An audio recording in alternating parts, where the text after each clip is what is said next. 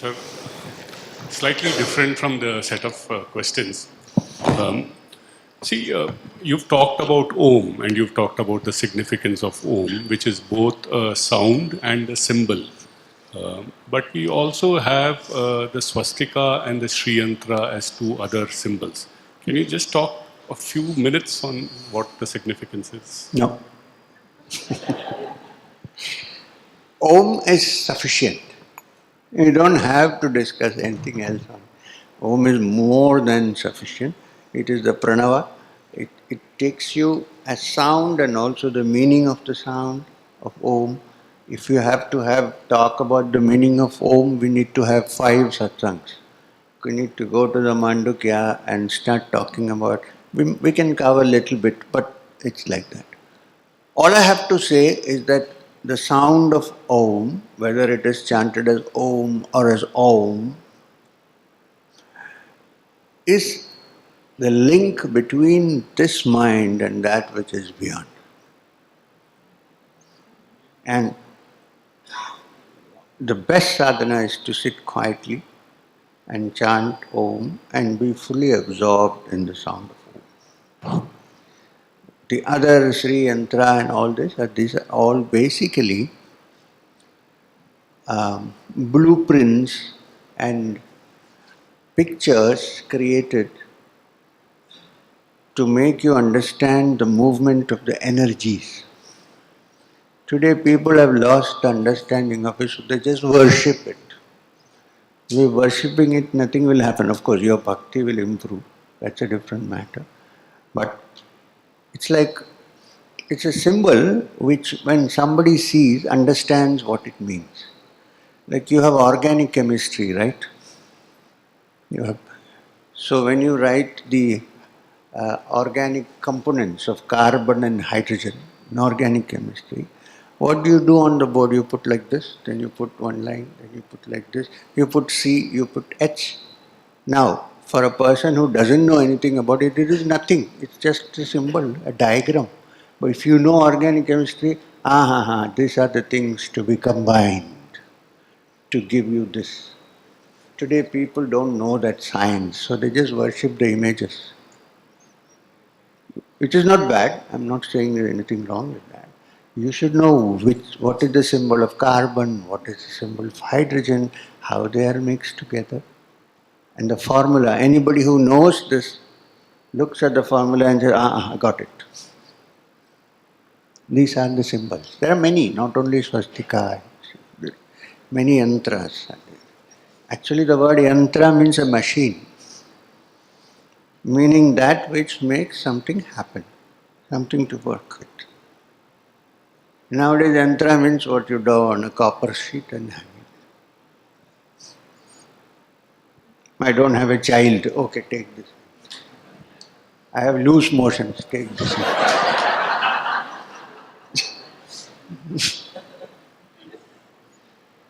Yantra is important, of course, but it signifies something from a completely different dimension.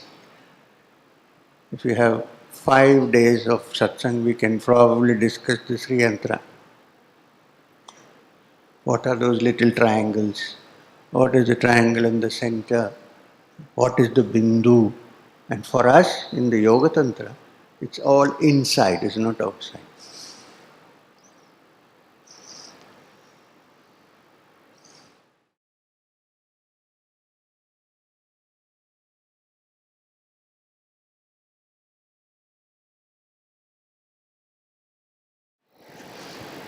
Hello. Yeah. Namaste, Guruji. A quick question is, so we have been conditioned to look at reward systems in the physical world. We can measure success. There's a cause and effect relationship. What I am struggling with is how does this manifest when I start doing all these kriyas? Say that again. So in the physical world, it's easy to measure success. Yes. How do you experience it? What should I look for? Perfect question. Perfect question. Well, there are some, we can't call them symptoms, because symptoms are for the disease. there are some signs, SIGNS, sign, by which you don't have to judge somebody else, yourself. You can look and say, am I progressing spiritually? There are some signs. It's not that there are no signs, because it's not simply in the world of ideas. There are some signs. One of the signs, of course, is, has my mind become better after when I start my sadhana, if I practice? Has my mind become better? Is it still the same frightened mind? Now, if you're really doing sadhana and trying to get in touch with the self, with the inner being, which is part of the divine, first thing that should go is this fear. Am I still afraid? Then that means I'm not progressing enough. If on the other hand I say, Jo ho, so ho, I'm going to move forward, you're moving. There is some progress.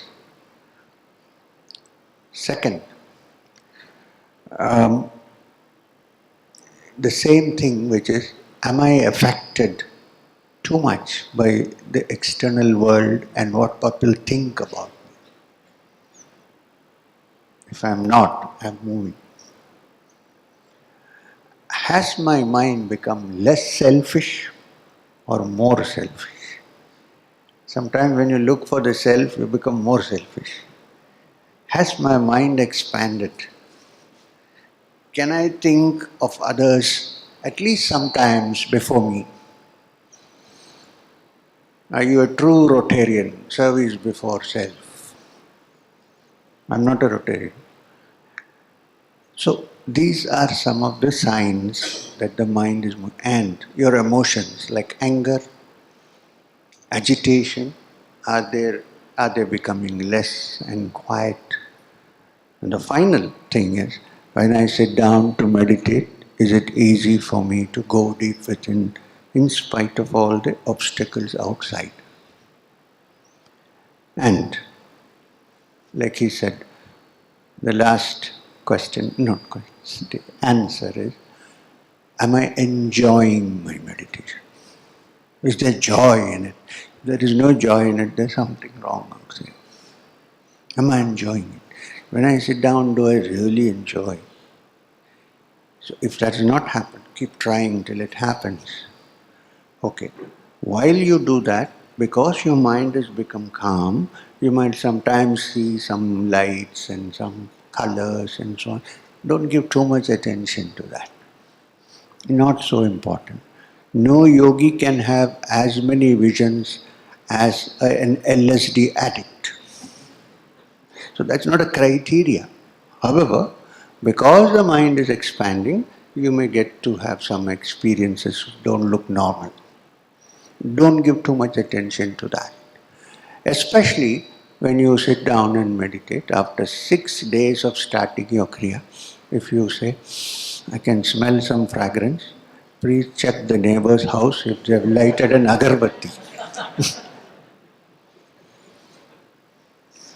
If you rule that out and if it's still coming, it's a good sign. So the main thing is my mind expanding? Do I have more love than hatred? Is my mind quiet and calm? Can I control it at the flick of a switch? Am I becoming a better human being? Right? When you look at yourself and see these things happening little by little, then you are moving forward.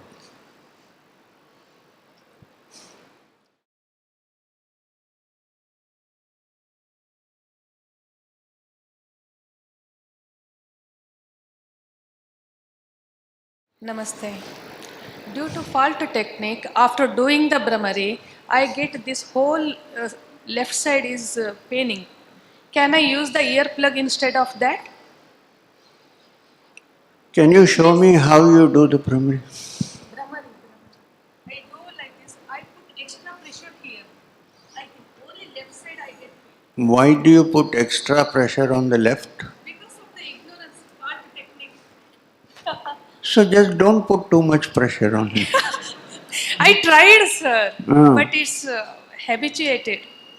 Habit. Yeah. But it's funny. What about the other side? Yeah. No, right is all right. Left is left. Left is left. And you're in Kannur. Left.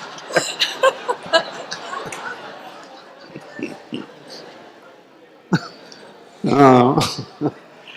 Okay. Actually, you can do the Brahmari with the earplugs. There is no problem. If you really feel pain, but keep your fingers together. Here, at least. If not here, keep it here. You can do it. You can do it with earplugs. Thank you. Sir, But what? watch if the pain is still there. Okay. Because, I observed, sir, if I don't do Brahmari for 3-4 days, it will reside. okay. So,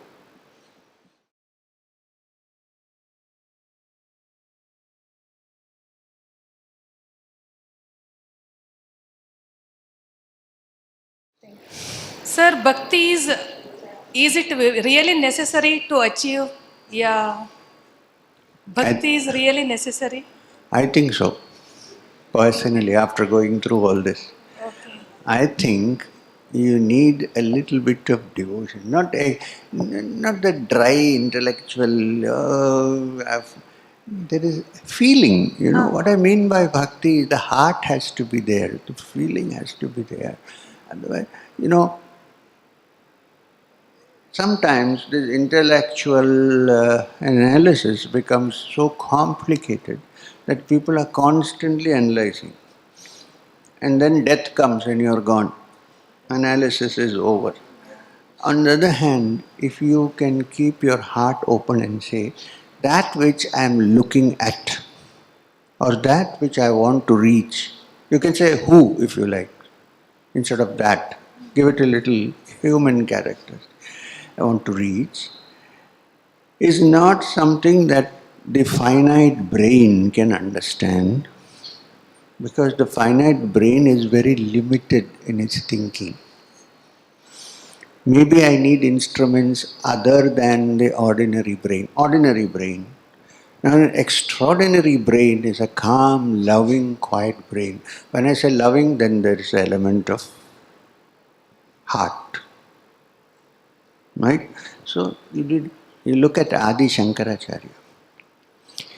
He, among the known commentators on Vedanta, he is the best known. Whether you agree with Advaita or not, that's a different story, but he's the best. The very fact that other schools of thought want to disprove him shows how important he is. Sometimes.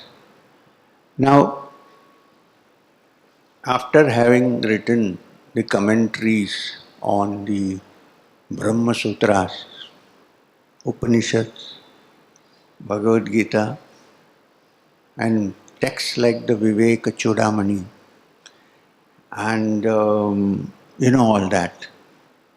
There are many. We don't have to list them all. In fact, they recently even discovered a commentary of Shankara on the Vyasa commentaries on the Yoga Sutras of Patanjali. What I mean to say is wide canvas. After having done all that, suddenly one day he said, Bhaja Govindam, Govindam Bhaja Mudhamate. Fool, chant the name of Govinda. And the reason, what I gave you, the same reason. Samprapte sannihite kale. Your time is approaching very fast. 1 foot is in the grave. He didn't say that, I am saying. Nahi, nahi, rakshati, dukhrana karane. All these hair splitting arguments are not going to help. Nahi, nahi, rakshati, dukhrana karane. Bhaja Govindam, Bhaja. Simple. That's true. But if somebody thinks I'm going to find it with a sharp, it's okay. That's all right. But if Shankara had to say that, there must be something in it, right? I wish you go and read the Bhagavad at some time, because Vedavyasa is in the same boat. after having written compiled the Vedas and so on, the origin of it, the genesis of the Bhagavad, very interesting. And he's sitting in his ashram somewhere on the banks of the river, looking a little not so happy. So Narada comes as usual. This time not to foment trouble, but and then he says, "So what are you thinking so seriously? You look a little disturbed." Then I think, yes, I don't know what. I have finished the Brahma Sutras now. There's something missing, some element is missing. So Narada says, please write the story of the divine manifestations that have come down to earth from Matsya onwards. That's what you're missing. Do it. Heart is missing. So he writes about it. It's very interesting. They're stories. They're just stories. But just by reading those stories, you'll get an understanding of the complex, highly advanced intellectual understanding of Vedanta. So it depends on the person also. There are people who are yogis who want to find the truth. Okay, no problem. But do have some element of an understanding that the brain, however much it expands and things, is still limited. There are other ways of looking at it other than the ordinary mode of thought. If this is understood, then you will begin to think, perhaps there is something else.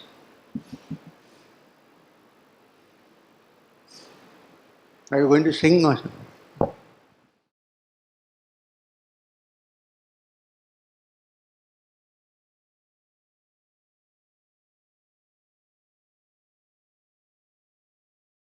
Namaste and Pranam Guruji. Now where is the voice coming? Okay. Guruji, I read in Gospel of Sri Ramakrishna, he says essentially needs to lose their ego bit by bit so that they can reach the reality. And at the end of the discussion, he says one must have some ego, then only he can realize the Supreme Being. I felt it some confusing. I think which translation did you read? He doesn't say that you must have an ego. He said until you reach your goal, some little ego will be left. There. Didn't say you must have an ego. Okay. Because when you say ego, it means what? Consciousness about yourself. This is basically what the ego is. If you are not conscious of yourself, what will you search for? What will you look for? Ultimately, when everything is done, then there is no need or use for this small little ego. And Ramakrishna himself said that in the end, it's like, not in the beginning, in the end, it's like a small salt doll, trying to measure the depths of the ocean. Where is the salt doll? There is only the ocean. That is the last stage. Till then you need to have, but it should be a good ego, not a bad ego. So all you can do is to change and brush and purify your ego and make it good. Afterwards, you can do nothing about it. When that happens, it will flow away in the flood.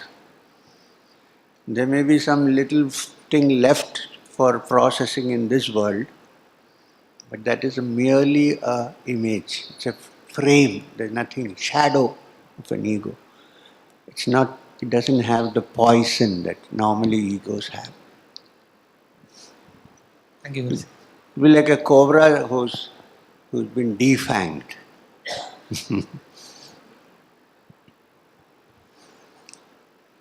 Can we give on the left up there and then come back here? Gender discrimination annaka parayum.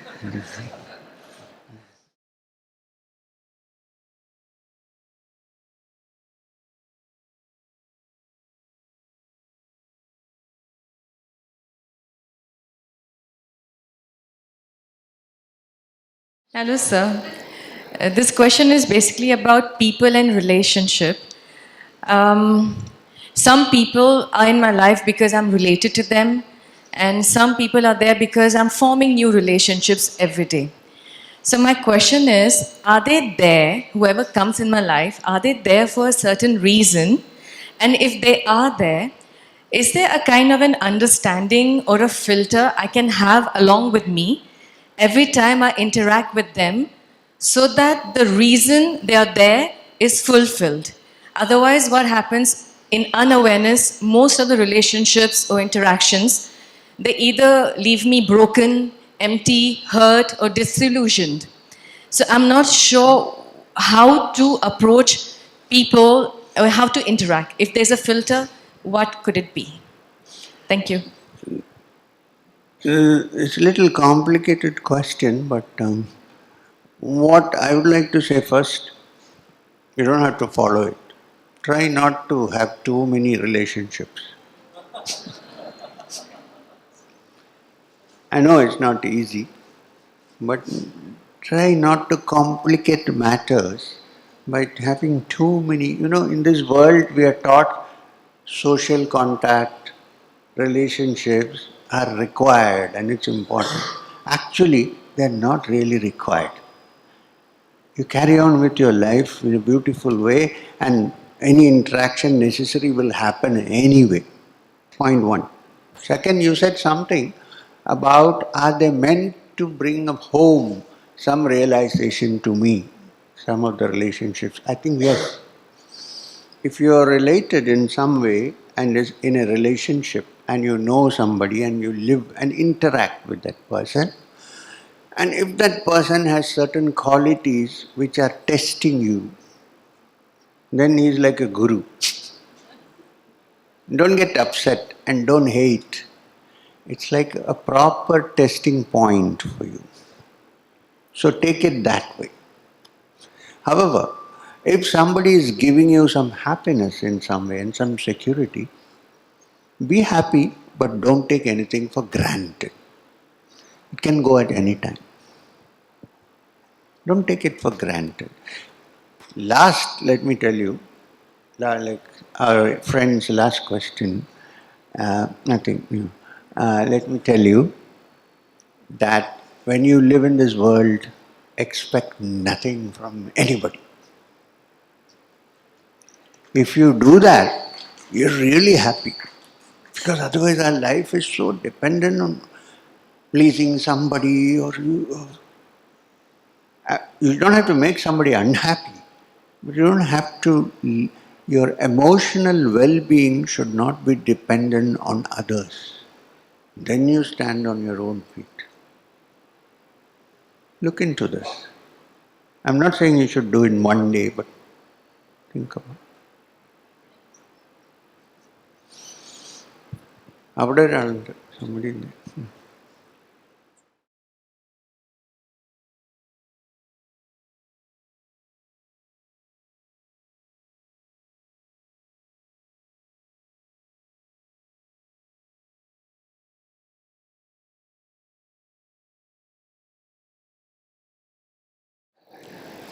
Good afternoon, sir. My question to you is that your first book, when you meet your guru for the first time, he says, "Samay aane par sab theek ho jayega," and when you meet him at the age of 19 around, he says, "Ghoom fir kar aa hi gaye." And then when you have that experience with that yeti and you are unable to go to the Kailash, he says, you will come here, you will come through a different route and you will bring other people with you. Now, one friend of mine there who had asked 3 questions, he had a question to you, whether it is predestined. Now, my question to you is that isn't there a design, there's a script to it? And even there, when your guru is saying that you will come with some people, so already it is preordained that those people are already there in that script. So, would you shed some light on that? That's one question. The other is, if you can give us some advice on real life scenarios on yamas and niyamas, because it's a Mahabharat war. The war life is pretty tough. So, if you can give us some example on contentment, on jealousy, on anger, how to deal with them. Thank you, sir. So ऐसा है, oh sorry, it is like if you say that there is a predestined blueprint, I'm saying that a person who has touched the highest, the blueprint must have come from some higher being, suppose. Suppose somebody has touched that highest of beings, he can also adjust the blueprint and make it ready for a person who is searching for spiritual progress. It may not be that it is predestined. Babaji would have made the blueprint for me. Because he made a blueprint, you can say it is predestined. He could also have not made it for me. So you see this? I'm not against calling it a blueprint, but I'm also not totally with the idea that we normally have about a blueprint, that it is destined. Great yogis can change because they have touched that which is the creator of the blueprint. That is your first discussion. This is food for thought. Think about it and come back to me later. About yama niyamas, I'd like to discuss that matter when we do the kriya part, because you need yama niyamas for kriya. So when we deal with that, I'll take that up. Kriya Yoga is also part of yoga. And the science of yoga, which Patanjali has so beautifully made into sutras, Yoga Sutras, he has turned it into Ashta Angas, 8 Angas, of which the first is Yama Niyama, which means that without the practice of Yama Niyama, you cannot actually be very successful in the next steps. You can practice, but it won't be so successful. So, Yama Niyama, then comes Asana, Pranayama, Pratyahara, Dharana, Dhyana, Samadhi, Iva Samyama. This is Ashtanga. So, this is a good question because Yama Niyama is actually very, very important because it shows us how we live in this world, how to interact with people, what to do, how to carry on with life, how much can you indulge, how much should you withdraw. So, we'll come, when we discuss Kriya, I will discuss this. But it is important. Which doesn't mean that you cannot practice asana and pranayama without practicing yama niyama. You can, but they will not be as effective as when you practice the yama niyama.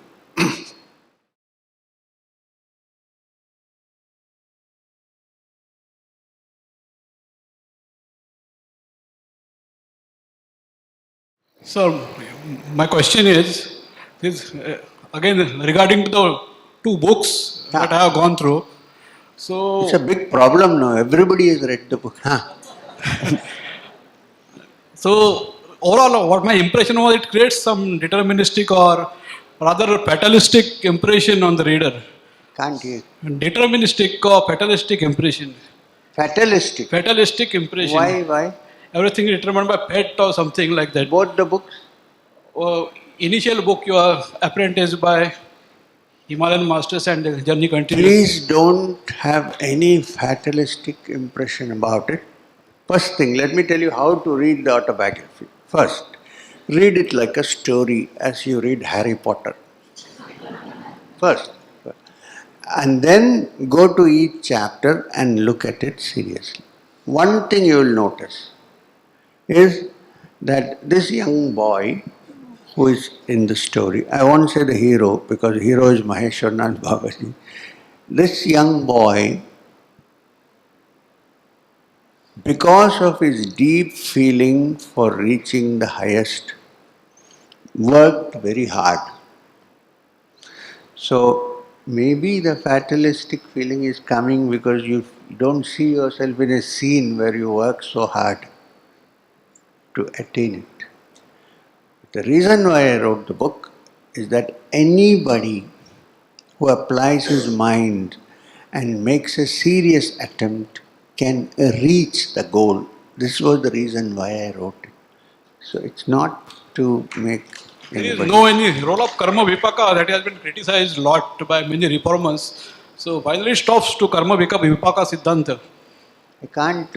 What is that? Say slowly. Karma vipaka siddhanta, finally what I told related to fatalism, what I told, that comes to karma vipaka, that has been criticized a lot. But still we have read a lot about it. Yeah, but let's forget about karma and all these theories. All I'm saying is, can you put in 10% of the effort that this boy put into this? And then read the book and enjoy it. And actually, my intention is to say that if I can touch it, you can touch it. This was the intention of writing the book. If I, an ordinary man, can reach there, or I don't know whether it is whatever, you can. Because I sometimes feel that there are many people who may be better than me. I really feel it. So they can also move forward. That is the intention.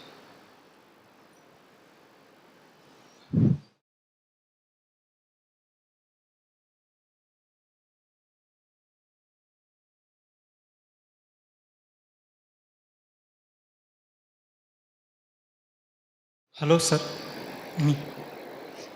Sir, पर आपने आपके autobiography में जो आपने कैसी साधना की या फिर उसको जो करने का जो तरीका था उसके बारे में कुछ डिटेल्स बताए नहीं आपने। प्लीज सर आप वो बताइए ना। नहीं वो तो बड़ा रहस्य है, कैसे बता? नहीं नहीं नहीं नहीं। तो ऐसा है, सॉरी, अंग्रेजी में बोलूँ क्या? हाँ हाँ। The fact is that since I was with Babaji, he gave me a couple of practices, but he never gave me anything to do until I perfected myself in that practice. पहले एक देते थे, he gave me one and he said, practice this. Keep going, keep going. Sometimes you get bored and tired. No, do it. It was a very strict discipline. He was not like me. I am very soft. He was a hard taskmaster. So, anyway, I'll explain to you some other time. आइन अगर एक दिन की या कुछ महीने की बात करें तो दिन में कितने वक्त या कितनी बार आप वो जो भी कुछ क्रियाएं थी वो परफॉर्म करते थे? हाँ, this is a good question. आजकल मेरे से लोग क्रिया लेते हैं, सॉरी, पीपल टेक क्रिया from me and they come back after 6 months practicing half an hour every alternate day, and then they say nothing is happening. So I said, what do you expect to happen? This person sitting before you thought that he is useless and unfit, so therefore he worked 10 hours sometimes on this process. तो ये आपको पता चलेगा कि जितना हम effort उस पर लगाएं उतना अच्छा उसका रिजल्ट होगा. बहुत सारी तकलीफें. एक दिन मैंने कहा, one day I said, Baba ji I want to do tapasya. Baba ji said, tapasya? But you are already doing tapasya. He said, I said no, like in those days Dhruv and others he did. I don't want to eat anything, no food, no water, I want to stand on one foot. And until I find the truth. Babaji said, tum to buddhu ban gaye ho. You are a crazy fellow. He said, I am with you, you don't need to do any such thing. Koi zarurat nahi hai. Just do what I have. But I said, no, I have to do it. So he said, go. I tried 6 days and came back.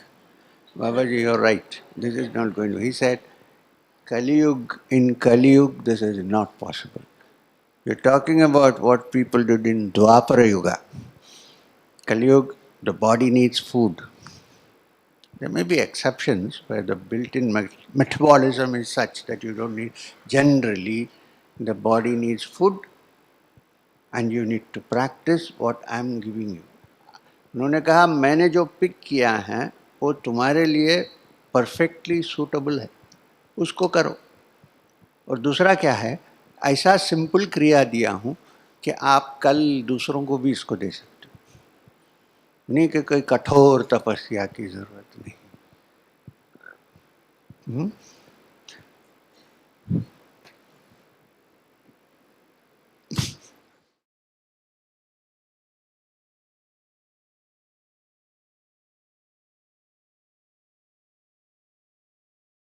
So in this path, when we make our efforts and sometimes we get frustrated because we don't see progress, what does one do?